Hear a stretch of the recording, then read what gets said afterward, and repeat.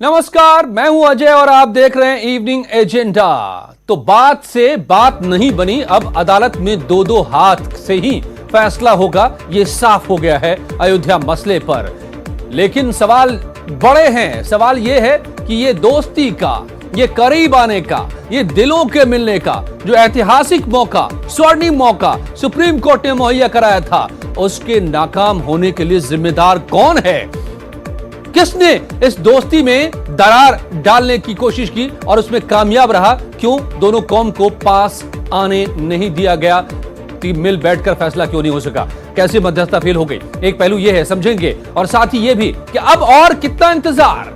अब अच्छी बात तो यह सामने आ रही है कि डे टू डे हियरिंग होगी, लेकिन क्या जो मौजूदा सीजे आए हैं, चीफ जस्टिस हैं गोगोई साहब, उनके रहते हो पाएगी? क्योंकि उनके पास 2 महीने का भी कार्यकाल नहीं बचा हुआ है अगर वर्किंग डे की बात करें तो कितना और इंतजार करना होगा। मैं समझूंगा मेरे मेहमानों के साथ, लेकिन पहले यह भी आप सुन लीजिए कि इस फैसले के बाद आज क्या क्या बातें लोगों ने कही है।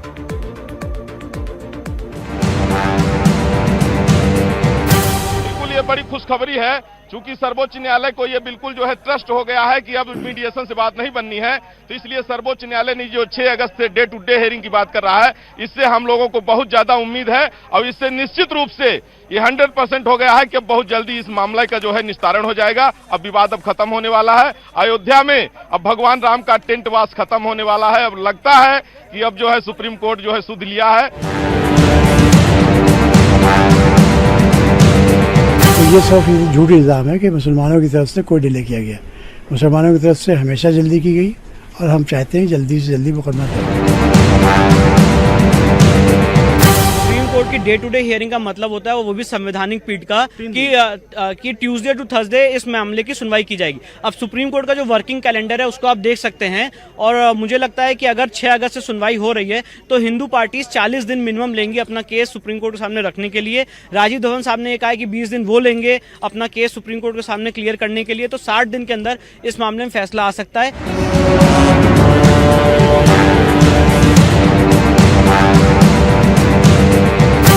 फैसला आज भी हो सकता है, कल भी हो सकता है। हम तो चाहते हैं कोर्ट अगर फैसला करने पे आ जाए, क्योंकि कोर्ट चलता है सबूतों के आधार पे। कोर्ट ने सबूत, लोगों ने सबूत पेश किया, कोर्ट के पास सबूत है। कोर्ट ने देखा भी है कि जो है कि अयोध्या में क्या हुआ। सारे सिस्टम जो है सरकार के पास है। कोर्ट जब जी चाहे फैसला करे, आज करे, अभी करे। हम तो कहते हैं कि हम हिंदुस्तान में रहते हैं, संविधान मानते हैं, कानून मानते हैं और हिंदुस्तान के वफादार है, इसलिए हम जो है उसका कानून मानते हैं। हम चाहते हैं कोर्ट फैसला करे। संविधान सभा में भारत के संविधान के समर्पित होने के पहले जो मामला न्यायपालिका के सुपुर्द हुआ, 70 वर्षों में उस पर निर्णय नहीं आ पाया। ऐसे में न्याय व्यवस्था में भारत के नागरिकों का विश्वास बने रहने के लिए इस पर तीव्र फैसले की अपेक्षा है।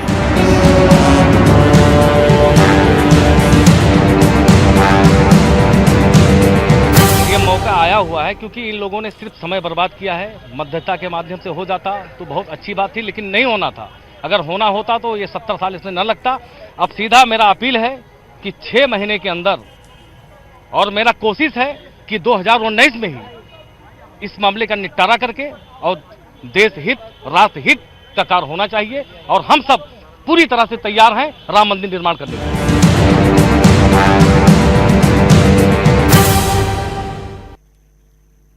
जी, तो ये तो रिएक्शन है दोनों पक्षों की तरफ से। अब ये उम्मीद जाहिर की जा रही है कि जल्द से जल्द फैसला आ जाएगा। कितना जल्द फैसला आएगा ये एक सवाल है, और दूसरा सवाल है कि क्यों बात नहीं बनी। विष्णु शंकर जैन मेरे साथ हिंदू महासभा के अधिवक्ता हैं, पक्ष रख रहे हैं और सुप्रीम कोर्ट के लॉयर हैं, मेरे साथ जुड़े हुए हैं। संजीव कौशिक साहब हैं, राजनीतिक विश्लेषक मेरे साथ। मौलाना काजिम अब्बास मेरे साथ धर्मगुरु जुड़े हुए हैं, और संजय राय साहब हैं, बीजेपी के प्रवक्ता। आप सबका बहुत बहुत स्वागत है। सबसे पहले तो विष्णु शंकर जैन, आपने इस मामले में पैरवी की है, आपके पिताजी भी पैरवी करते रहे हैं। ये बताइए कि ये बात से बात क्यों नहीं बनी? कौन इसका गुनहगार? देखिए, बात से बात तब बनती है, मीडिएशन तभी सक्सेसफुल होता है जब दोनों पार्टीज में से कोई भी एक पार्टी कुछ कॉम्प्रोमाइज़ करने को तैयार हो। जहां तक हिंदू पार्टीज का सवाल है, हमारा हमेशा से स्टैंड ये रहा है कि भगवान राम की ज़मीन है और हमें कोई हक नहीं बनता है कि हम वहां पे 1 इंच भी ज़मीन भगवान राम की सैक्रिफाइस करें। और मीडिएशन और कॉम्प्रोमाइज तभी होता है जब दोनों पार्टीज में कोई कुछ भी इन छोड़ने को तैयार हो। जहां तक मुस्लिम पक्षकारों का सवाल है, उनका हमेशा से क्लियर स्टैंड रहा है कि वहां पे बाबरी मस्जिद रही है और वहां पे बाबरी मस्जिद रेस्टोर की जाए, जिसको हम 1 इंच भी गवारा नहीं कर सकते हैं, क्योंकि हम वहां पे मस्जिद की एक ईंट भी रखने नहीं देंगे। और यही हमारी लड़ाई रही है जो पिछले 500 साल से चली आ रही है। तो जो एक मोटी बात है जो मीडिएशन में भी जी अब जो एक काजिम जो बातें विष्णु आप बात पूरी करना चाह रहे हैं मीडिएशन के दौरान क्या मैं ये कहना चाह रहा हूं कि मीडिएशन मीडिएशन में जो भी प्रपोजल्स आए कि हिंदू पक्ष बाबरी मस्जिद डिमोलिश करने के लिए माफी मांगे, या हिंदू पक्ष वहां पे जो भी हुआ इतिहास में वो अपनी भूल को माफी मांगे और उसके बाद कॉम्प्रोमाइज के लिए चीजें आगे बढ़े, तो वो सारे फॉर्मूलाज, वो सारे सजेशंस हमें मंजूर नहीं थे। वो हमारी अस्मिता, हमारे मान सम्मान के खिलाफ थे। और इसीलिए मैंने हमेशा से शुरू से पक्ष रखा है, आपके सामने भी, आपके चैनल के सामने भी, कि इस मामले का हल मीडिएशन से नहीं निकल सकता है। जो बाबर ने इतिहास में किया, जो बर्बरता की, उसको आज के इंडिपेंडेंट इंडिया में सुप्रीम कोर्ट अपनी कलम से जब तक रेक्टिफाई नहीं करेगी, तब तक लोगों के सामने, हिंदू पब्लिक के सामने मैसेज नहीं जाएगा कि बाबरी मस्जिद का निर्माण हिंदुस्तान के संविधान, हिंदुस्तान तो आप ये कह रहे हैं विष्णु शंकर जैन साहब, आप ये कह रहे हैं कि इस मीडिएशन के फेल होने के पीछे जिम्मेदार मुस्लिम पक्ष हैं, क्योंकि वो माफी मांगने को कह रहे थे, वो कह रहे थे कि हम वहां पर मस्जिद ही बनाएंगे फिर से। क्या आप ये कहना चाह रहे हैं? मैं ये कह रहा हूं कि मीडिएशन के लिए मुस्लिम पक्षकारों का जो रुख रहा वो सिर्फ एक टाइम बाइंग स्ट्रेटेजी थी। आज जफर जिलानी साहब का भी अगर आप बयान सुनेंगे तो उन्होंने कहा कि हम मीडिएशन में किसी भी तरह का कॉम्प्रोमाइज नहीं कर सकते हैं और हम पूरी तरह से हथियार नहीं डाल सकते हैं। तो सवाल ये बनता है जो आपको मुस्लिम पक्षकारों से पूछना चाहिए कि किसने सुप्रीम कोर्ट के सामने मीडिएशन के लिए हामी भरी थी और किसने कहा था कि इस मामले का हल मीडिएशन से निकल सकता है। और मीडिएशन में जो उन्होंने बातें कही, इतना ओपनली मैं पब्लिक रूप से नहीं कह सकता हूं, पर वो हिंदू अस्मिता के साथ और हिंदू भावनाओं के साथ खिलवाड़ था। हम सबका मजाक उड़ाया गया, मखौल उड़ाया गया, और इसलिए मैं नहीं मानता हूं कि इस मामले का हल मीडिएशन से निकल सकता है। मौलाना काजिम अब्बास, मौका दिया था सुप्रीम कोर्ट ने, कहा था कि आप मिल बैठ के फैसला करेंगे तो दोनों के दिल मिलेंगे, हीलिंग टच होगी, मामला ही नहीं सुलझेगा बल्कि हिंदू और मुसलमान इस देश में एक साथ दिल से दिल मिलकर, कंधे से कंधे मिलकर रह पाएंगे। लेकिन आपको तो माफी चाहिए थी क्या? मसले का हल नहीं, माफी। मंदिर नहीं, मस्जिद अयोध्या के बीच।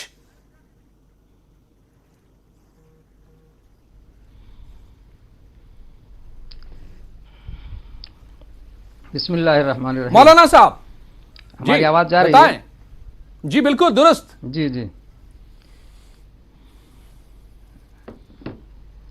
बिस्मिल्लाहिर्रहमानिर्रहीम। सबसे पहले तो हमारे नवे इमाम पेशवा रहबर इमाम मोहम्मद तक़ी अलैहिस्सलाम की जहान इस्लाम व तशय्युअ तमाम। देखिए ये चैनल इनके क्या कहते हैं, भाषण देने के लिए नहीं है। अगर ये अपने बिस्मिल्लाह रहमान रहीम से चालू करेंगे तो हम भी जय श्री राम तकरीर करने आए हैं। एक सवाल, कोई अपनी यहाँ पे अपनी तकरीर ना रखे, अपनी बात रखें आपके सामने। हमारा सवाल हमारी बात, अगर आपको नारे लगाने तो नारे हम लोग भी लगा सकते हैं सर। कि क्या नहीं सुनिए हाँ बिल्कुल गए। हमारा सवाल यह है कि क्या गलती का जवाब गलती से दिया जाए? एक सवाल है, जवाब दीजिए इसका। मतलब नहीं, मतलब क्या है? इसका जवाब मैं आपको दे रहा हूं। तो आप लोग चाह रहे थे ना, गलती है या उस गलती का सुधार होना चाहिए? नहीं, गलती किसकी है? गलती बाबर की है वहां पे राम मंदिर का विध्वंस करना, कि गलती हिंदुओं की है कि वहां पे राम मंदिर का रेस्टोरेशन मांगना? दूसरा सवाल, गलती किसकी है? नहीं एक नहीं, सुन लीजिए, अगर आप बोलने देंगे तो बोले, वरना फिर चुप हो जाएं। दूसरा सवाल, आप जो सवाल कर रहे हैं मौलाना साहब, आप सवाल का जवाब सवाल से दे रहे हैं, इसलिए आपके फिर सवाल खड़ा हो रहा है। हम सवाल, उसका भी जवाब आप ही को देना होगा। नहीं हाँ, उसी में जवाब है ना, उसी में जवाब है ना। सुन तो लीजिए पहले। अगर ये चीज साबित है हिस्ट्री से, तारीख से, कि बाबर ने मंदिर तोड़कर मस्जिद बनाया, तो आपकी नजर में गलत हुआ या सही हुआ? अगर ये साबित है तो नहीं, ये आप बताएं ना, या सही हुआ? यही तो इलाहाबाद हाईकोर्ट ने कहा है। आपकी नजर में क्या हुआ? नहीं, इलाहाबाद हाईकोर्ट ने यही कहा है, तभी तो फैसला दिया। अगर मंदिर तोड़कर मस्जिद बनाया तो गलत हुआ ना, और बिल्कुल उस गलती का जवाब आया गलती से देना चाहिए। गलती का जवाब गलती से, गलतियों में कंपटीशन होना चाहिए, अच्छाइयों में कंपटीशन होना चाहिए। मतलब आप क्या कहना चाह रहे हैं? नहीं तो ये बात आप अपने संगठन को समझाइए। अगर बात आपको अपने संगठन को समझानी चाहिए थी। अगर बाबर ने गलत किया, अगर बाबर ने गलत किया, देखिए ऐसा है ना, बादशाहों की और राजाओं महाराजाओं की तारीख जो है ज्यादातर जुल्म से भरी हुई है। हाँ, समझ में? और उसके साथ आज के मुसलमान खड़े हैं। राजा महाराजा किसी धार्मिक स्थल को तोड़कर, तो आप बाबरी मस्जिद से अपना क्लेम छोड़ दीजिए। धार्मिक स्थल को यही तो हम लोग कह रहे हैं, वो बनाते हैं, तो हम यही तो बात कह रहे हैं। और आप बाबरी मस्जिद से अपना क्लेम छोड़ दीजिए। तो ये बात आप अपने लोगों को क्यों नहीं समझाते हैं? शाहों, देखिए, नहीं, अगर बादशाहत में बादशाह ने गलत किया तो शाही हुकूमत थी, सेकुलर थी नहीं, ठीक है। और आज के मुसलमान बाबरी मस्जिद का रेस्टोरेंट क्यों चाहते हैं? साहब आप साफ बात करिए ना, अरे खुल के बताइए ना क्या कहना चाहते हैं। एक गलती बादशाह ने किया। आप अयोध्या जो मंदिरों का शहर है, उस बीच अयोध्या में आप क्या चाहते हैं? शाही हुकूमत थी और आपने उस गलती का जवाब गलती से दिया अपनी सेकुलर हुकूमत में कि उसको तोड़ डाला। में कंपटीशन कब तक होता रहेगा? नहीं, हमने कोई गलती नहीं की मौलाना साहब। मौलाना साहब, हमारे माइंड में कोई, अजय जी मैं एक मिनट एक बात क्लियर कर दूं, हमारे माइंड में कोई कंफ्यूजन नहीं है। हमने कोई गलती नहीं की। बाबरी मस्जिद का विध्वंस करके और वहां पे भव्य राम मंदिर का निर्माण करना, ये हम सबका फंडामेंटल राइट है और इसी के लिए लड़ाई कर रहे हैं। जहां तक बाबरी मस्जिद का विध्वंस का सवाल है, उसके लिए क्रिमिनल केस चल रहा है आज की सेकुलर इंडिया में, और ये हिंदुस्तान की ही, हिंदुस्तान में ही हो सकता है कि बाबरी मस्जिद का विध्वंस करने पे कि नेताओं के ऊपर, सेकुलर इंडिया में ही ऐसा हो सकता है कि बाबरी मस्जिद का विध्वंस करने पे उनके ऊपर क्रिमिनल मुकदमा चले। तो आप यहां पे अपनी बात रखिए और जो आपके लोगों ने किया है कोर्ट में, वो बात आप अजय जी के सामने रखिए। अरे मौलाना साहब, आप एक लाइन में इस बात का जवाब दीजिए, आप घुमाइए नहीं, आप घुमाइए नहीं, सीधे सीधे कह दीजिए ना एक बार में कि आप क्या चाहते हैं अयोध्या में, उस जगह पर, विवादित स्थल पर क्या बने, मंदिर या मस्जिद, आप क्या चाहते हैं? एक सवाल और है हमारा, सुनिए, एक सवाल और है, एक सवाल और आप जवाब, आप सवाल करना मेरा काम है भाई। अरे मौलाना साहब, सवाल करना मेरा काम है, आप जवाब दें, उसी सवाल में जवाब बाकी लोगों से पूछूंगा। अल्लाह और ईश्वर बड़ा है या राम बड़े हैं? ये पूरी जमीन अल्लाह की है या जो है देवी देवताओं की? आपकी नीयत बड़ी है कि नहीं, ये आप बताइए। आप सवालों का जवाब सवाल से ले रहे हैं, आप जवाब नहीं दे रहे। आपकी नीयत साफ है कि नहीं, ये बताइए। आपको बीच अयोध्या में मंदिर चाहिए या मस्जिद चाहिए? मंदिरों के बीच बिल्कुल साफ, जो बाबर ने किया वो आप करना चाह रहे हैं, आज का मुसलमान करना चाहता है क्या?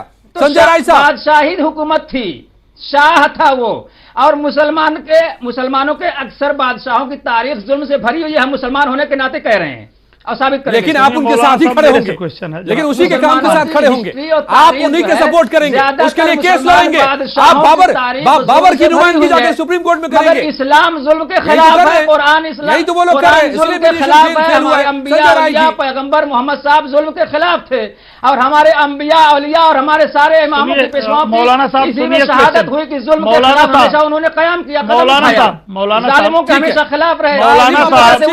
मौलाना साहब, अब आपका नंबर हो गया, जरा सुन लीजिए, रुकिए। हाँ, संजय राय जी को सुन लीजिए, संजीव कौशिक भी है हमारे साथ। हाँ, ऐसा है अजय जी, दो तीन बात बहुत इंपॉर्टेंट है। एक सवाल आपका यह है कि जो मीडिएशन क्यों नहीं हुआ, क्यों नहीं सक्सेस हुआ, और लोगों का इसमें रोल क्या है।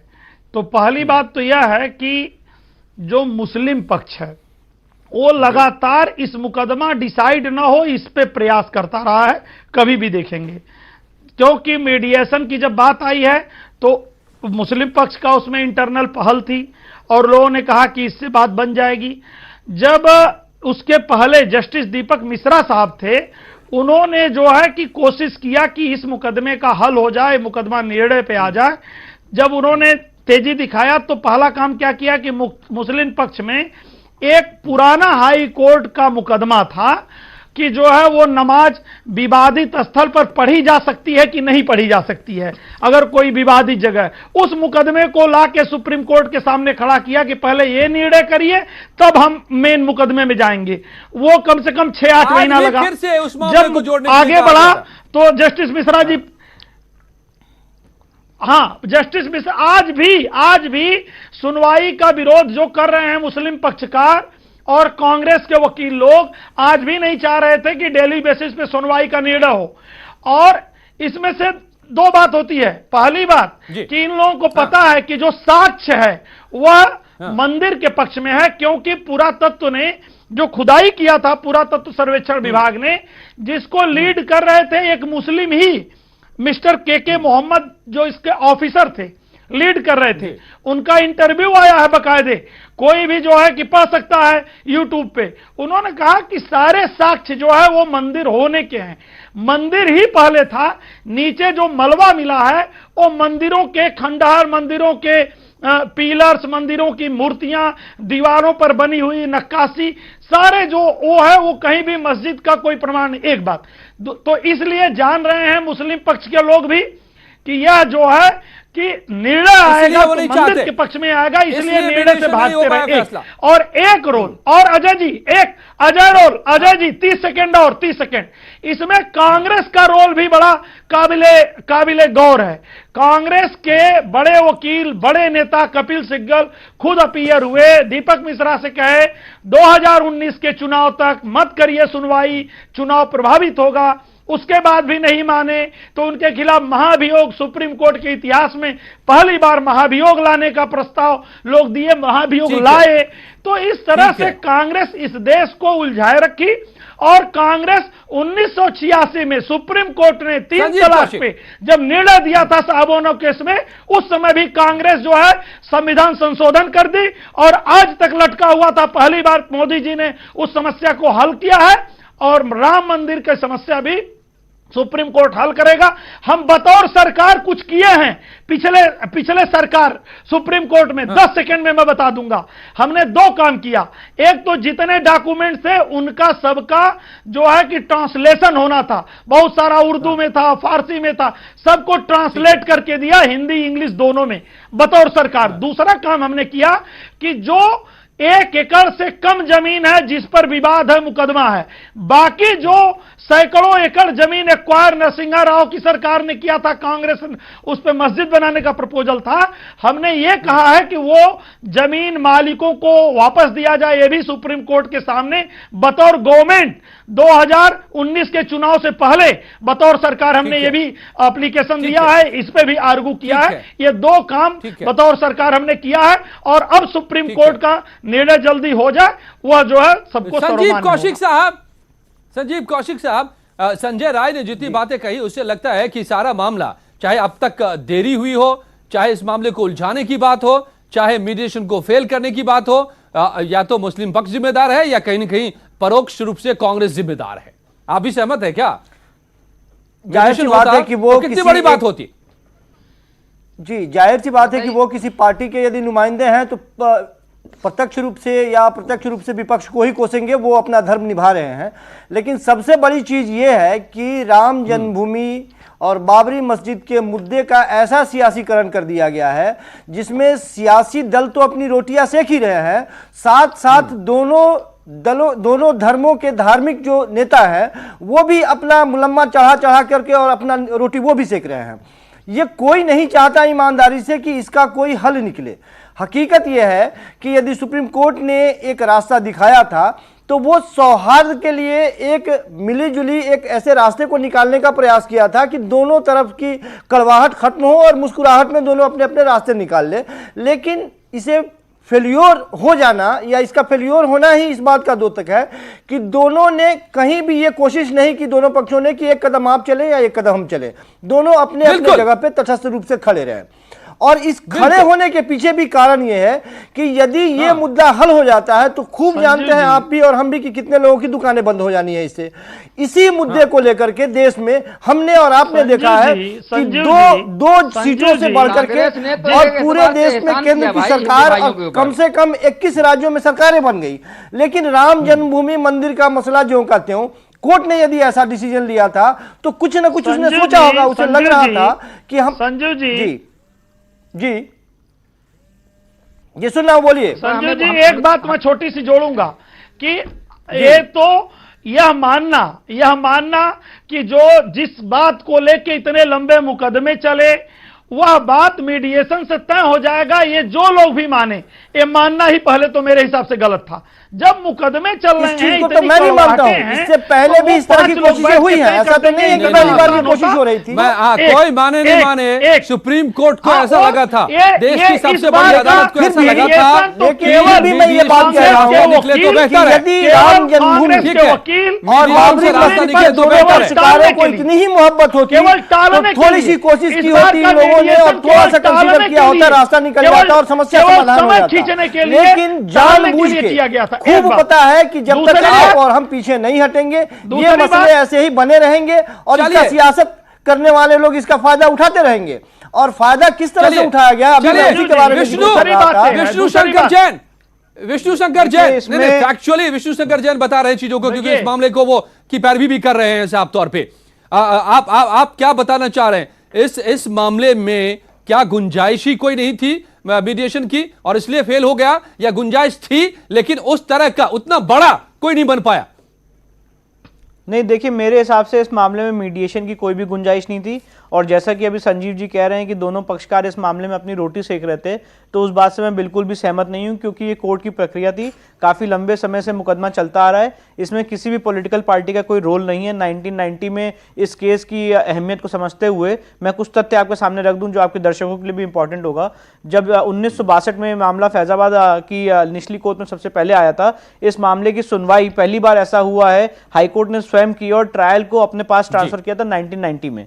जब 1990 में हाईकोर्ट में केस आया था तो 2010 में 20 साल बाद सारे ट्रायल जिरा सारे गवाहों और एविडेंस को देखते हुए 2010 में इलाहाबाद हाईकोर्ट ने अपनी पहली बार फैसला दिया है। और अब इस मामले में किसी भी आदमी की रोटी सेकने की बात नहीं आती है, क्योंकि अब सुप्रीम कोर्ट ने इस मामले की डे टू डे सुनवाई का आज डायरेक्शन पास किया है और इसमें किसी भी तरह का सुप्रीम कोर्ट की कार्रवाई में कोई पॉलिटिकल इंटरफेरेंस या हाईकोर्ट की कार्रवाई में किसी भी तरह का कोई पॉलिटिकल इंटरफेरेंस हो नहीं सकता है। तो ये आरोप लगाना कि मैटर कोर्ट में था इसलिए राजनीति हो रही थी, कोई 2 से 272 सीट तक पहुंचा, मुझे लगता है वो विषय नहीं है। विषय यह है कि जब मामला कोर्ट में था तो कोर्ट के सामने क्या तथ्य है और कोर्ट किस तथ्य के साथ अब इस मामले को डिसाइड करेगी। कितने दिनों में फैसला आ जाएगा? हम किस दुनिया में रह रहे हैं? हम किस दुनिया में रह रहे हैं? क्या हमें जानकारी नहीं है कि राम जन्मभूमि को लेकर के कितना बड़ा आंदोलन किसी पार्टी ने किया था? नहीं तो आप क्या आरोप लगा रहे हैं? आप ये आरोप लगा रहे हैं कि न्यायपालिका, आप ये आरोप लगा रहे हैं, नहीं आप ये आरोप लगा रहे हैं कि न्यायपालिका राजनीति नहीं हुई, राजनीति हुई है, प्रोसीजर चल रहा था, राजनीति अपने रास्ते चल रही थी, आरोप लगा रहे हैं, बातें अलग है। आप न्यायपालिका भी आरोप लगा, ये कहना चाह रहे हैं विष्णु, न्यायपालिका भी आरोप मैं ये बर्दाश्त नहीं करूंगा के तहत ही आप न्यायपालिका पे आरोप नहीं लगा। अरे भाई आप यदि न्यायपालिका पे इतना ही भरोसा रखते, संजीव कौशिक ये मुद्दा नहीं है,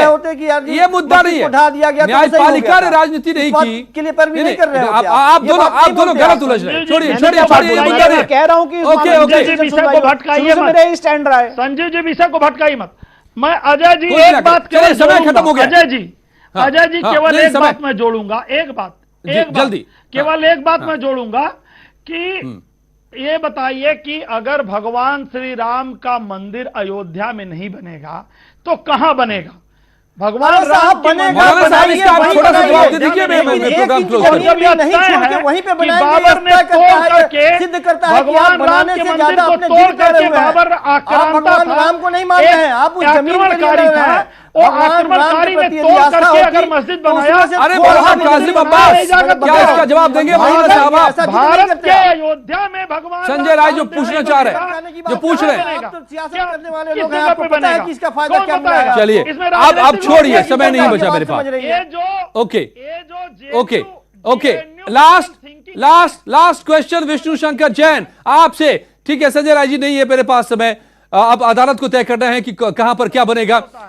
10 सेकंड में आप ये बता दीजिए, मोटे तौर पर मुझे बात करनी थी डिटेल में कि और कितना इंतजार, लेकिन 10 ही सेकंड में आपको बताना होगा और कितना इंतजार। 90 दिन इलाहाबाद हाईकोर्ट ने 90 दिन लिए थे अपना फैसला देने के लिए। ये फर्स्ट अपील है जहां पे डॉक्यूमेंट्स का आदान प्रदान हो चुका है, ट्रांसलेशंस हो चुके हैं, प्लीडिंग्स कंप्लीट है। तो मुझे लगता है कि अगर हिंदू पार्टीज को 15 से 20 दिन का भी समय दिया जाए तो वो अपना पक्ष सुप्रीम कोर्ट सामने रख सकते हैं और बाकी बच्चे 20 दिन में मुस्लिम पक्षकार अपनी बहस कर सकते हैं। यानी कि 40 दिन में मोटे तौर पर माना जाए कि फैसला हो सकता है और इतनी करीब मियाद है अभी के सीजेआई के पास में। तो देखना होगा कि गोगोई साहब फैसला करके ही जाते हैं क्या, लेकिन अब फैसला बहुत दूर नहीं है, इतना तो तय है। बहुत बहुत धन्यवाद आप सबका मेरे साथ जुड़ने के लिए। जारी है यहां खबरों का सिलसिला।